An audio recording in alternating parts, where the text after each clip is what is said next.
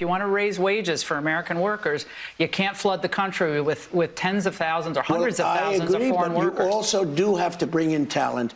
When we have plenty of talented people here. No, you don't. We don't have talented people here? No, you don't have certain talents, and people have to learn. 600,000 Chinese students, approximately 700,000 H-1B visas. Because there's no talent in America. This president does not believe Americans are talented enough for entry-level and junior-level positions, which make up about 80% of these H-1B visas. They're not looking for talent. They're looking for slaves. They're looking for people they can pay less, give no benefits to, and who will rely on them to even remain in the country. While you struggle to pay rent, can't find an affordable home anywhere near a prospective job market, and can't afford healthcare. But you know who does offer all of that? Our military. Go join the army. Go fight another pointless Middle Eastern war. Die for our freedom because your replacement is already applying for their student or H-1B visa. Whether they come in illegally and are stealing people's Social Security and mooching off government welfare while sending all their wages back to their home country, or come here legally and steal entry-level tech jobs and are still sending all their earnings back to India, the result is the same. Corporations exploit the fact that they can pay these people less and don't have to give them benefits, and lay off thousands of Americans in favor of this more exploitable work class. This is by design. You are no longer necessary when someone can do it for less, even if the quality is a fraction of what you can produce.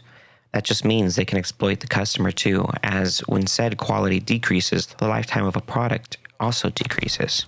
Now they have to buy another, putting more money in the corporation's pockets while you struggle to even survive. Again, this is exactly by design. If you're a young person and you can't afford to live here, then maybe you should not live here. I plan on bringing a bunch of statistics showing exactly that this is happening, but what's the point where most of us already know? All these numbers will just further black pill people, and that's not what I want to do. There's a few other channels with videos really getting into like the hard numbers that do a much better job of explaining the in and outs than I could ever do. I'll probably link one or two in the description or a little card on the screen. I'm mainly here to schizo rant, provide a little entertainment, and let you know that you're not alone, even if it might seem that way. Anyway, back to my main point.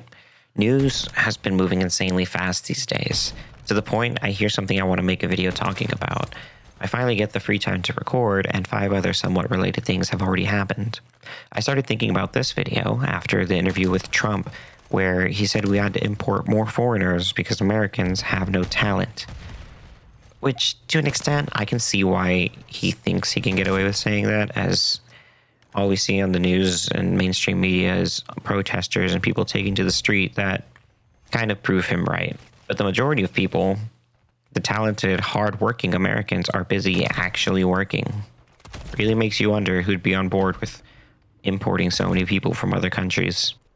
You think that the people on the left would actually agree with him on that point because, you know, he wants to add to their diversity or whatever.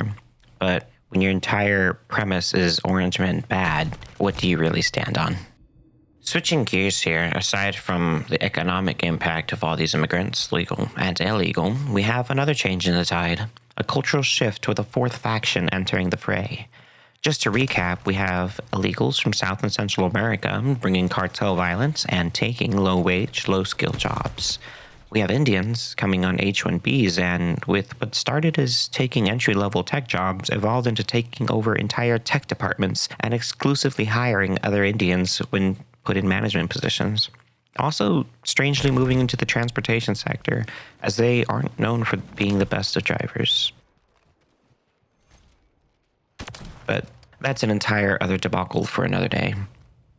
Further, we have Chinese students on student visas taking spots in colleges and universities, causing the cost of tuition to skyrocket, as most of it will now be subsidized by the government in the name of diversity. Not to mention leaving a nice little crop-destroying fungus here and there as just a prank or something. I don't know. Weird. Anyway, the fourth faction, we're now moving on to the Muslim community. Looking at places like Dearborn, Michigan, and some areas in Texas even, there's no question about what's going on. This is an invasion. There was a protest recently in Dearborn, Michigan. And I watched live as these people were assaulted by counter-protesters. Muslims threatened to kill them, saying they should be kirked, all while police stood idly by, doing nothing. Absolutely nothing. Our own citizens were targeted, harassed, threatened, spat on, punched in the face, and pepper sprayed, surrounded by dozens of hostile people for protesting the Islamification of their community. And this isn't the first of its kind either. There's so many instances of things like this happen where Muslim culture is clashing with our own. In Texas, a Muslim man was in a gas station doing, as he put, his duty as a Muslim to inform the gas station that they should stop selling all products that are haram.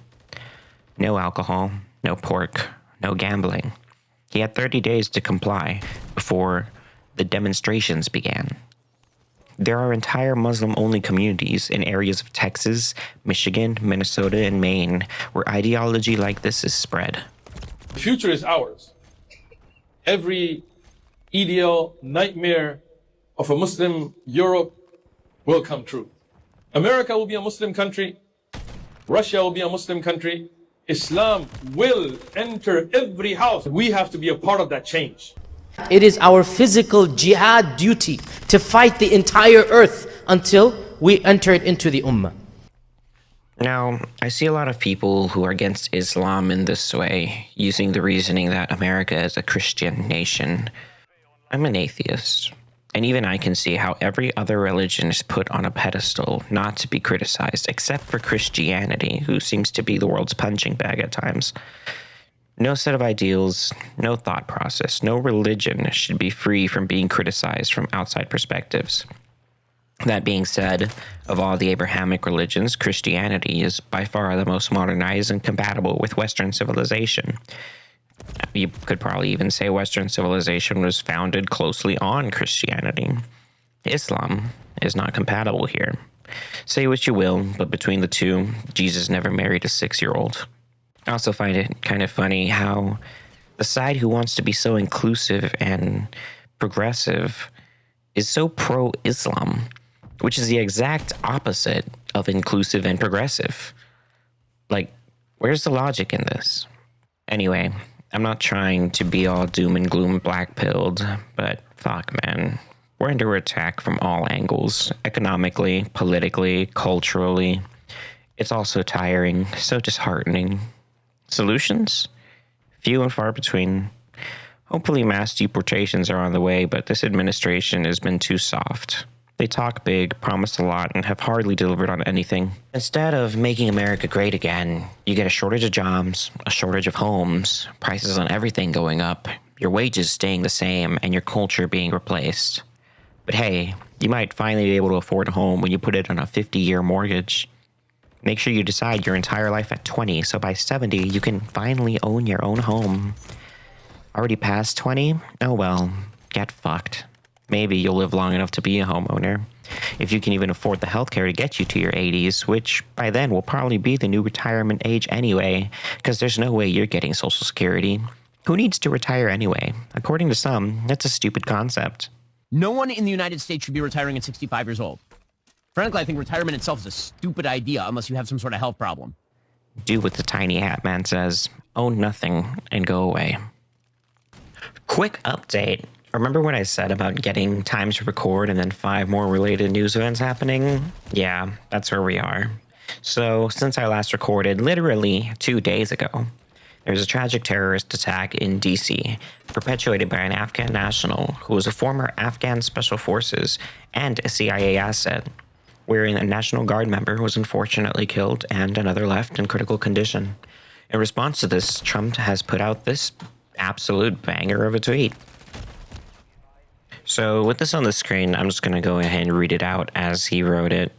He starts off with, A very happy Thanksgiving salutations to all our great American citizens and patriots who have been so nice in allowing our country to be divided, disrupted, carved up, murdered, beaten, mugged, and laughed at, along with certain other foolish countries throughout the world for being politically correct and just plain stupid when it comes to immigration.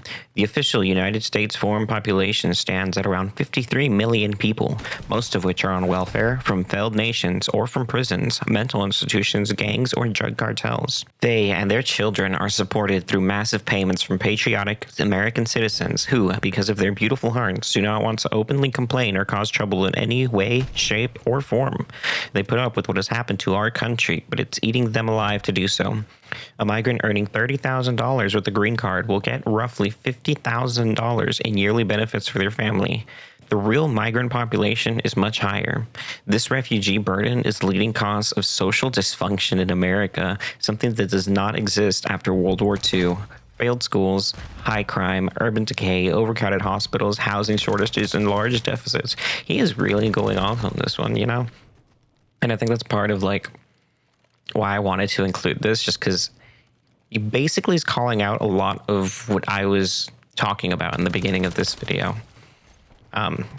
Continuing, as an example, hundreds of thousands of refugees from Somalia are completely taking over the once great state of Minnesota. Somalian gangs are roving the streets looking for prey as our wonderful people stay locked in their apartments and houses, hoping against hope. Interesting. That they will be left alone. The seriously retarded governor of Minnesota, Tim Walz, does nothing, either through fear, incompetence, or both, while the worst congressman/woman in our country, Ilhan Omar, I wonder what's up with the man/woman. Ilhan Omar always wrapped in her swaddling hijab, and who probably came into the U.S. illegally, in that you are not allowed to marry your brother, does nothing but hatefully complain about our country, its constitution, and how badly she is treated when her place of origin is a decadent, backwards, crime-ridden nation, which is essentially not even a country for lack of government, military, police, schools, etc. Jesus. Damn, he really went off. That's why I wanted to include this, because he touches kind of a lot of the points that I was talking about in the beginning of the video. Whether he wrote it or not, I mean, he kind of said what needed to be said. And I believe going further that same day, he has talked about the immigration policies. It was another post on Truth Social, which I'll go ahead and put on the screen and also read out. Even as we have progressed technologically, immigration policy has eroded those gains and living conditions for many. I will permanently pause migration from all third world countries to allow the U.S. system to fully recover, terminate all the millions of Biden's illegal admissions, including those signed by Sleepy Joe Biden's auto pen, and remove anyone who is not a net asset to the United States or is incapable of loving our country, end all federal benefits and subsidies to non-citizens of our country, denaturalize migrants who undermine domestic tranquility, and deport any foreign national who is a public charge, security risk, or non-compatible with Western civilization. Now, these are all really great ideas. However, he has talked a lot. He's talked a lot of big game. He ran on certain ideas and things and has not delivered on a lot of them. So as great as this is, as much of a win as it sounds like, it's really a nothing burger until it gets grilled, you know? We can't start celebrating it until something actually happens, which I believe all refugee applications from Afghanistan so far have been halted, but that's kind of it so far. So we'll see if this keeps going and extends to all third world countries, like he says, and what he also defines as a third world country. Like, is he going to count India? I'd really hope so. Anyway, continuing. These goals will be pursued with the aim of achieving major reduction in illegal and disruptive populations, including those admitted through unauthorized and illegal auto pen approval process. Only reverse migration can fully cure this situation. Other than that, happy Thanksgiving to all, except those who hate, steal, murder, and destroy everything America stands for. You won't be here for long, and let's hope that's actually true. Now, this is a lot of wishful thinking, and as base as these posts are, at the end of the day, they're just posts. They're not laws, they're not congressional acts, they're just posts on the internet, which at the end of the day mean nothing until something actually happens. So let's not get too excited yet, at least not until we see some action taking place. Anyway, Hopefully, I can get this uploaded before another update is needed. So, again, to my fellow Black Pill homies, get your kids squared away, find some friends, train together, LARP together. I'll see you next time. Peace.